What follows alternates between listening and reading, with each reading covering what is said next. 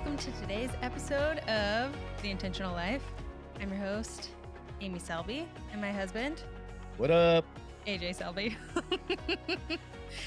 where we talk about life and relationships and being intentional in all of it.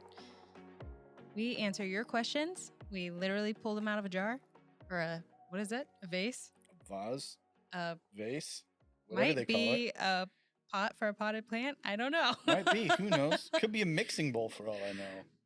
And we answer your questions. That's all I was trying to get out of that. Yeah. Right on. How you doing today, babe? Great job, babe. Thanks. That was good. That was Learning how to do intros over here. nice. Guys, I'm going to take this out now. jeez. Because I only want it for the music. Y'all, isn't my wife gorgeous? You're so cute. Thanks. Legit. Oh. Thank you, Lord. I already have blush on, but I'm blushing. I won the jackpot, y'all. Because as beautiful as she is on the outside, she is just an absolute treasure of a human being. And I'm really thankful for you. Thank you. So, I'm thankful for you. well, Want to dive on in? sure. Cue Stephen Curtis Chapman. Am I pulling them out today? Yes. Okay. Go for it.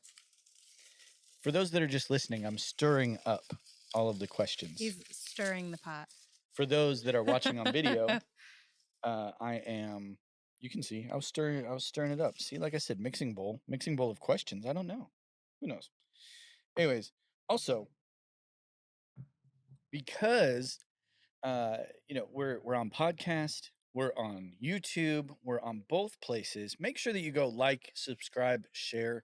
If you like any of our episodes, be sure share them with a friend that you think would benefit from it, that they would be encouraged by the conversation, and that they would then share that with more people, because that's how we're going to grow. That's how we're going to be able to share this with more people. And I'm going to be 100% honest. We're not in it for the money. We're in it because we feel like we're supposed to. And money would be great along the way. Like monetize the channel, sure, but that's not what we're here for. I'm not trying to out here be an influencer. I'm trying to be out here and love people. So, and have conversations. Yeah. So you can find us Instagram, YouTube, all the social medias. If you got a question like the one I'm about to read, make sure that you go and fill out the Google form in the show notes, in our social media links, all the things. So yeah. All right, babe. We got a good one. Today's question, or questions, Answer I should say. Daily double. So when it comes to marriage, is what these ones are about. Someone is wanting to know about respecting, honoring, and loving each other well, and how in doing so that you can empower your spouse, as well as how to divide household responsibilities in a marriage. We're getting into the juicy nitty gritty of life, y'all. Look, not everything is theology and, heady, mental health, figuring out relational things. Sometimes it's, or even who takes out the trash, my dude? Like, that's just life, though. It was my dude that got me. So, all right. I mean, it's true, but that's what got me. How does a married couple go about respecting, honoring, and loving each other well?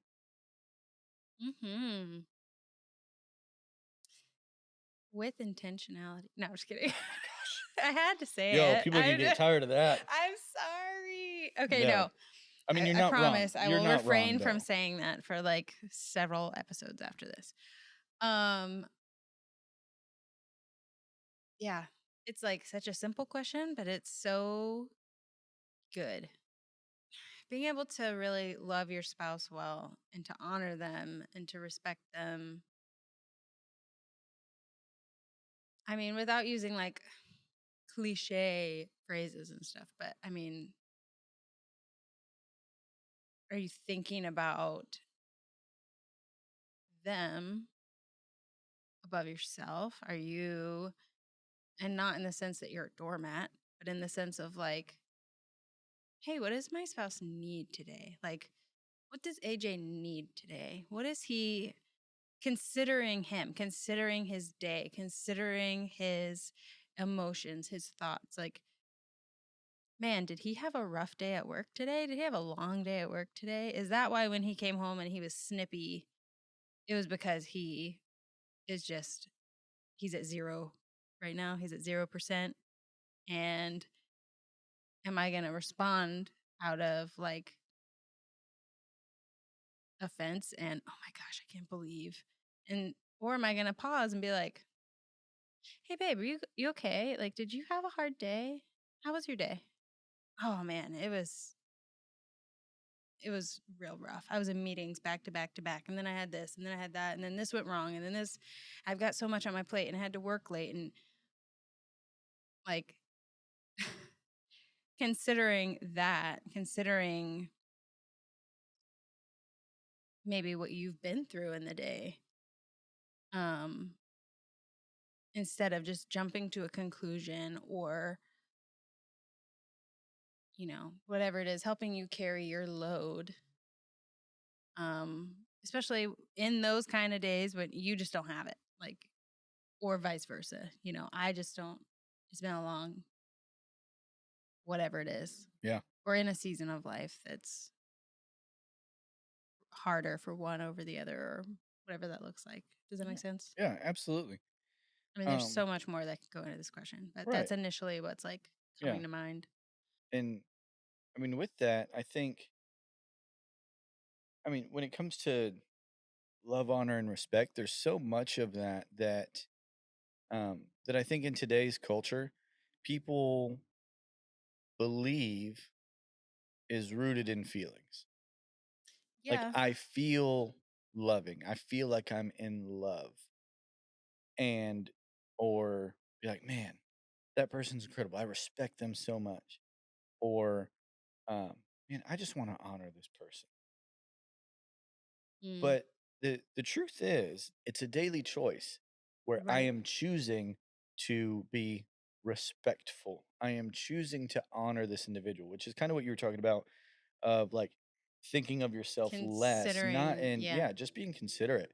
And then and loving. There will be plenty of times through your life where you do not feel in love when you're married. I mean, just Hmm. in general in life, but especially married folks, there will be plenty of time throughout your life where you don't feel in love. And you can't let that dictate how you treat your spouse. Right. Well, and like going back to what you were just saying of, it's not rooted in feelings, it's rooted in like choice and actions Yeah. of, I mean, actual love, biblical love. Well, I mean, there's like, what, in the Greek, there's like the 3 or 4 different words for love, but like actual love Hmm. is a choice. Like, it's something that you choose to walk out. It's not, oh, I feel this or I'm feeling these butterflies. Therefore, I'm in love. Therefore, Yeah. like, I'm going to treat you well because I love you. Well, actually, as a believer, um, no, well, as a human, I'm not going to feel that way most of the time. After the initial like dating honeymoon phase is over and you just get into the grind of life, you don't feel like that every day. Yeah. It's just a choice that you make every day. It's a commitment that you make every day. That like, I'm going to love you. I'm going to put you first in my life. We're going to consider each other. We're going to consider each other's opinions and thoughts and feelings and what kind of day you've had and all these things, instead of demanding that you only do that for me and I don't need to do that for you. Like, that's not what loving each other looks like. Yeah. I And think I oh, think I think that people they get married and they think that they're marrying the person and the feelings that they have at that moment in time. Like the way this person makes me feel right now in my life, th- this is life. This is, they're the one that makes me feel like I'm complete and whole and, go down the list. And I just love them so much. And it's like what you're saying, where it's the feelings and you hit life and it's like, you have to go back to that and say, no, I wasn't marrying how that person made me feel. I was marrying that person regardless of how I feel about them till I die. Yeah. And yes, there are situations that where, And the feelings can be great, right. but There are situations where, and we're not going into any conversation about divorce and things like that right now. Like there are different circumstances and things regarding all of that. But when it comes to if you are in a marriage and you are committed to trying to love each other the very best you can every single day, mhm, then it comes down to the choice that you make of how am I loving this person today? yeah. Whether I feel like it or not, whether they didn't take out the garbage when they were supposed to, whether they left food out on the counter and it stayed out overnight, so you got to throw it away, whether you didn't do something else they asked you to do, whatever it is, Yeah. doesn't matter. Yeah. Well, and It's a choice to love and honor and respect. love also has to do with like loving your spouse well, also has to do with like having those difficult conversations when you need to have them. Like, be honest if something is rubbing you wrong. I don't mean like little piddly things. It's like, okay, just get over your attitude because this little something about them that irks you, that's really not a big deal. But like if there's something that's consistent or a big thing or whatever it is, and they're unaware that it bothers you, or they said something and they didn't even mean, have malice intent, but it hurt. Like, have those conversations. Like, don't lash out. Loving well is like choosing to forgive, choosing to ask for forgiveness, not being so like, well, I'm in the right, that you can't humble yourself and ask for forgiveness. Like, that's loving your spouse well. I think also like talking about respect and honor. Like, there is a difference between the two, and honor. Um, at least the way I've always thought about honor and like seen it is choosing to cover each other, which I mean, that's love as well. But in honoring you, when I go out with my girlfriends or hanging out with, whoever, and they're, let's say I'm hanging out with some people and they're gossiping about their husbands and the things that irk them about their husbands. And, oh, my husband did this and blah, blah, blah. I'm going to choose not to speak about you that way because I want to honor you. It's not choosing to hide things. Oh, I don't want people to see, like out of a fearful place or trying to deceive people kind of way, but in a way that's like, no, I'm not going to talk down about my husband like that. No, like the things that I say about him in public are going to be things that are going to lift you up and are beneficial to our marriage and to like, I don't want people hearing annoying, gossipy things about you come out of my mouth. He snores so much. That's different. No, I'm Oh. kidding. I'm kidding. And there is like, anyway, yeah. So I think that has a lot to do with honor. It's like, how are you talking about and treating your spouse when they're not around? Yeah. You know? That's good stuff, babe. And I guess that kind of goes into how to divide up household responsibilities in a marriage. And actually, before we move into that, there was empowering your spouse.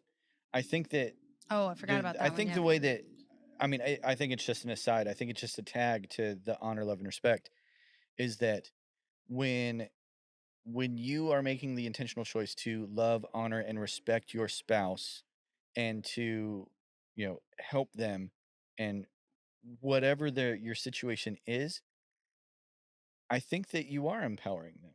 Mm. because when they know that you have their back, then they know that they have the freedom to move and execute and do what they need to do in life. There's security there. Yes. Yeah, when I know you're not gonna trash talk me behind my back, you're not gonna, all those things, and you know that I'm not gonna do that about you, Mhm.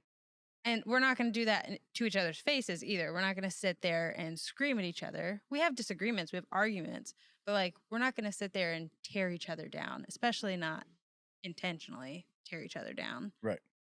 When we know that, we know, okay, we've got each other's back. We're gonna have hard conversations when we need to. Like, we're gonna stick with that. Yeah. Oh yeah, that provides so much like security and Trust. that trust, and that does empower you to, like, in your marriage, in that relationship, it empowers you to have a stronger, healthier relationship. I think that empowers you, like, gives you confidence in everything else that you do, because it's like, well, this other person said this and this about me, but whatever, my spouse has my back. Like, when I go home at the end of the day, the person that I chose to live the rest of my life with, they're not going to do that. Yeah, that's Yeah. That's good. cool. That's important. All right. How do we divide the household responsibilities, baby? I mean, I think that looks different for everybody. Like, I don't know. Like, everyone has different job circumstances. Yeah. Everybody has, and life changes. It ebbs and flows, at different times. And so, if you're both working full-time jobs, like, what does that look like for you? And I think also, who enjoys doing the dishes the most? Have that person do the dishes. Or, like, our agreement a lot of the time is whoever cooks, the other person does the dishes. True. Most of the time. I mean, Not all the that time. works, and I think it's less of, um, I get where you're going with the whoever likes doing the dishes more, because inevitably you'll have somebody that whatever the topic, whatever the thing is that they don't want to do, neither of the individuals in the couple want to do it. No, I know that. Yeah, yeah, yeah. But I think the thing to take into greater consideration is whoever has the strongest opinion about how it should be done, Oh, that's a good that point. person does it. That's a great point, babe. I like that better. Because oftentimes that's the person that's irritated that things aren't getting done the way that they're supposed to. They may not even care about actually doing the thing. They just want it done a certain way. And they're if either you going to care always strongly- correct it. Yeah. If you care strongly about it, you do it. Yeah. To me, it's interesting when I hear people talking about dividing up household responsibilities. And I get that. Like, I understand. I don't know that Amy and I have ever really had that. Not really. It's and- like, do you see it? Okay, you do it. Right, because we just have that ownership in the relationship where we approach the relationship and saying, this isn't 50-50, this is 100-100. Yes. There are times where my 100 is actually a 20, and Amy's like, hey, I'll cover your other 80. Yeah. And we figure it out. And it's communicating on a daily basis. Like, Mhm. who's going to cook dinner? Like, I don't cook dinner every day. Actually, you cook dinner more than I do. True. But it's Call me like we Chef just Boyardee. no, yeah. Oh my gosh, you're a good cook. We just communicate. Yeah. And for some people, it does work better to like have cut and dry. Like, you do this, I'll do this. For some people, that works better. But I mean, for us, it just works better to, like, if we see it needs to be done, we do it, Mhm. or we communicate about it. Right. Also, I was gonna say, like, communicate. I was gonna say, especially if you're newly married, but if you're married at all and you just haven't thought about this, or you keep having conflict in this, talk about, like, sit and, well, on your own first individually, think about, and then come together and talk about, do you have any unexpressed expectations about it? Because maybe you grew up, each of us grew up, however we grew up, whatever family we grew up in, that did it the way they did it. The way that I grew up looked very different than the way my husband grew up. So we have very different ideas of what keeping house and, like, all of that looks like. And, do you have unexpressed expectations? And and that's causing like a headbutt and conflict. Like, did you grow up? I grew up in a really traditional. My dad had his own business and went to work every day. My mom was a stay-at-home mom with 6 kids. Like, she did the cleaning and the cooking and taking us to school and buying the groceries. And my dad worked all day. And that was their agreement. That's what they, he was like, I'll take care of the outside. Your mom takes care of the inside of the house. And that worked for them Yeah. for their whole marriage. I mean, that has worked for them.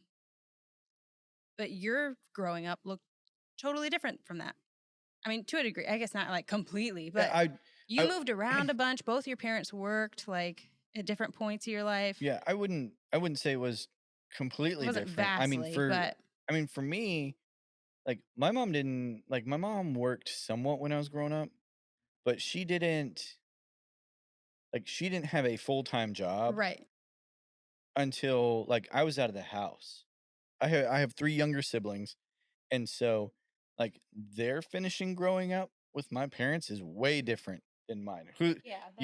If you're the oldest child, put in the comments the biggest thing that you saw that was a difference between how you grew up and the youngest sibling grew up, because we know there's a difference. My sister talks about that all the time. And I will say, I'm not putting the parents on blast. We put y'all through the ringer. You get tired. I mean, it's also just life. That's how life goes. It is life. Things change. You're super worried about the first one. By the 4th one, you're like, whatever, eat dirt. Whatever, dude. Yeah, you just stuck a crayon in your nose. All right, we'll get it out in a couple days. Like, I don't know. Like, that was a weird example, but okay.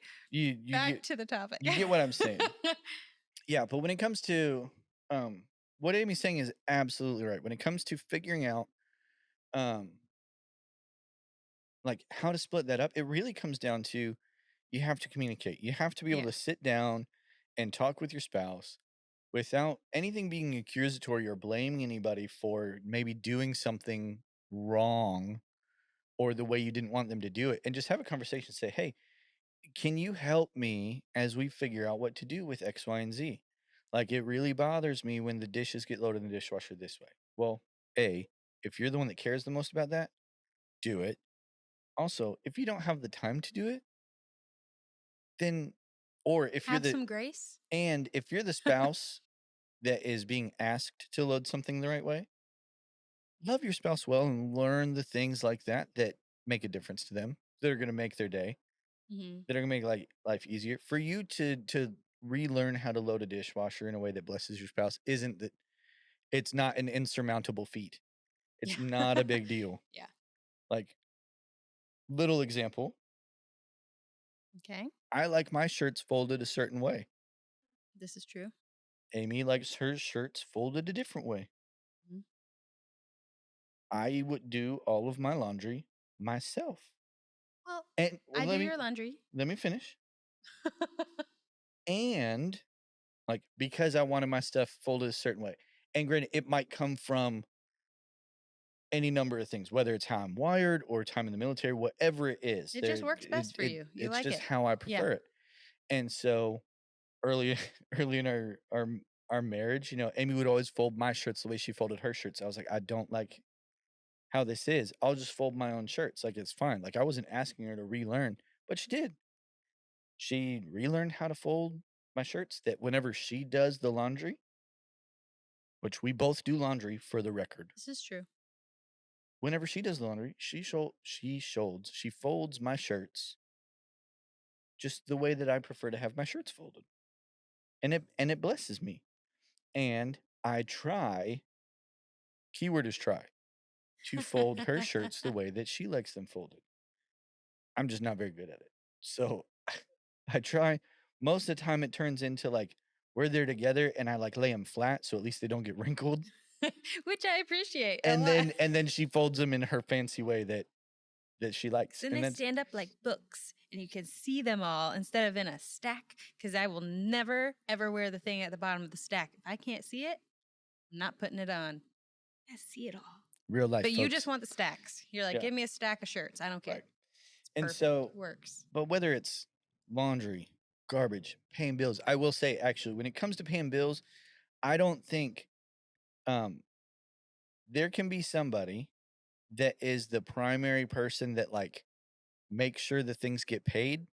However, make sure you're both Yeah. involved in it. Like that Maybe should be one of the who's biggest better at areas of math? communication. Who's better at keeping track and making sure stuff's paid on time? Yeah. That's the person that should be in charge, not the person that likes to spend a bunch of money and do fun things all the time. For those that are listening, I'm sitting here pointing at myself because that's me. I'm the spender. I like to have a good time. I like having fun. I like buying new tech. I like buying new things. Amy is much more frugal and like, you know, to the T with Squirrel budgeting away. things. And so she is helpful. She has helped me grown in that way. And I've also helped her be okay Loosen with up a little bit. being okay with, Yeah. buying herself an extra cup of coffee on occasion. And so, but because we had the open communication about it and because we know what's happening in our finances, it makes it to where it's not just eight. That's your responsibility. It's your fault that such and such wasn't Yeah. paid on time, or that why did we overdraft, or why was this much spent? Nope, you're both involved in it. Yeah. Yeah. I think that's a really good point. Finances. One person probably, like you said, needs to be the primary getting it done person, but both people need to have input. Like, do not be a dictator when it comes to your finances and be like, you butt out, I'm doing it. Or, like, no, that doesn't work because you both need to know what's going on in your finances. You both need to have an understanding of that whole situation. So make sure you're communicating about that. But yeah, that's probably the main thing that's like, make sure someone is on top of that at all times. It's loud as crap. That sounds so weird. Why does that sound weird? The whoop, whoop, whoop, whoop, whoop. Was that the part you were talking about? Maybe. What is that? It's a different womp womp sound that you can. It's literally a button in the ambit I've never heard that before. Okay, sorry. So the nerd out science explanation for it. The low end, because it's lower, can be heard more through the vehicles. It's like if there's someone sitting next to you with a lot of bass in the car, you can hear their Weird. bass going, but you can't hear all The the music, you can't hear the the actual words. symbols. Same thing. That thing Light coming up on bulb. you going whoop, whoop, whoop, whoop, whoop. That low end is coming through and it makes you go, what the heck is that? Yo. It's like when somebody, the things where people are like, hey, so my car's making this noise. Well, what does it sound like? And they have to make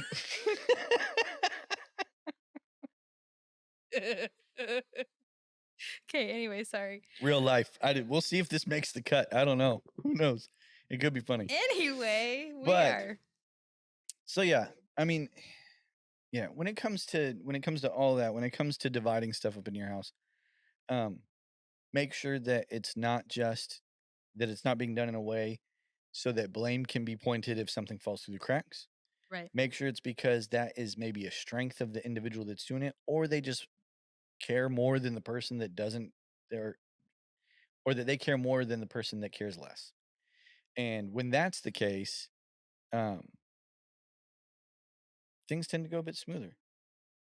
But it's not because people are just doing things to get things done. It's because now there's open, honest, regular communication about what it is that's going on. And that's the key thing that helps everything go more smoothly. It's not about this is who's doing what. It's about the communication. Because like I said, there is very little about our marriage and how we run our household at this point in time that's her responsibility than my responsibility. It's Right. we're just figuring it out. We both live here. We're both gonna do it. We both live here. Yeah. We're both adults. We're here. It's ours to take care of together. And so let's take care of it. Yeah. So awesome. All right. Well, let's close it out with one of our little questioning thingies. Okay. Is it my turn to pick? Show enough. Oh my God. Those that are listening, I'm fanning out the cards. As we speak. I'm extending them to Amy for her to choose what she's choosing so today. Dramatic. Hey, we haven't done one of these yet. Oh, she's doing a say anything. Which those Oh, they have several questions. those on, ones so I just have several. one. Yeah, just pick one. Okay, hold on. I have to read through. Oh God, I just dropped a bunch. Hold on. It's fine. They can stay there for now. That last one is funny, but it doesn't apply because we don't have a pet. But what if we did? But we don't. Oh man. For the record, I want a wiener dog. Long-haired Long-haired doxy. Long-haired doxy. Okay, I'm gonna go with the first question, which says, "What's the scariest animal?" The scariest animal. In your opinion, what is the scariest animal? Oh man. Okay. Really gonna be different between. No, I am gonna be honest and say that for me personally, I think sharks. And here's why. Because I enjoy the water, background, I also enjoy hunting. So I spend a lot of time in the outdoors. Yes. Other people might say bears, mountain lions, whatever. When I'm outdoors, I'm not going to say that I have eagle ears that I can hear everything, but I'm very attuned to what is happening in the environment around me. Mhm. I feel as if I would potentially have a greater probability of hearing one of those critters. If you're in the water, sharks don't make noise, y'all. You're just there swimming and they chomp. That's it. It chomps. That's it. That's what makes it scary to me, is that I can't hear it coming. Oh, and they're fast. Yeah. Anyways, what about you? What's the scariest animal? I don't know. Now you got me thinking about sharks. For the record, I do not watch Shark Week.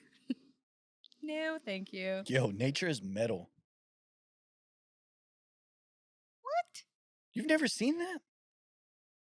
There's an entire Instagram shout out to Nature is Metal where it's just critters ripping each other apart. Oh, absolutely not. There's a reason I don't know what that means because I would not. Yeah. No, I can't. Nope. Yeah. No. Crazy stuff. Okay. Weird. Scariest animal. Well, the first thing I thought of was a snake, but that's because I despise them. But also, don't go there. I know. I know. Okay, do it. Nope. I'll just put it in post. I know exactly what you're thinking. Oh my gosh, you goober. I don't know. There is you can't really hear them coming either. And they can slide under doors. They What? can get Snakes? snakes. That's true. Look. Yeah. No. No. Just no. Just no. All right. They are fast. Some of them. Like what is it? What's the racer one? Is that Africa or Asian country? Yeah. I forget what country they're in. Oh my gosh, that is like my worst nightmare. A snake that's well, most critters are faster than me. I'm not very fast, but the snake eyes. I don't trust them. Eastern racers are a black snake that live in North America. Oh. But that one's not a venomous one. They don't have to be venomous for me to not like them. Oh, okay. Excuse me. It just has to be a snake. No thanks. Some of them are useful. I get that. Rat snakes, I get it. But Are you talking about black mambas? Maybe. The ones in Africa? Or they like go up like this and they can like chase you? Yeah. Yep, that's it. That's like my worst nightmare. They can slither up to speeds of 12.5 miles per hour. I definitely can't outrun you. Gosh, that's terrifying. Can be 14 feet in length. Yo, a 14-foot angry hose chasing you through the savannah. What is it? What's it called? What's it called? Badger? Honey badger. Honey badger? Eat snakes. Oh gosh. Anyway. All right. Yeah, well, I don't like those. All right. You all listening and watching, what's the scariest animal for you? Let us know in the comments. And don't forget, hit the Google form in our social media And make sure you follow us on social media. YouTube. If you got a question, like I said, Google form. And we'll see you next time. The Intentional Life Pod. The Intentional Life Pod. That's what we are. God, I'm hot. That was a longer That was a one. long one.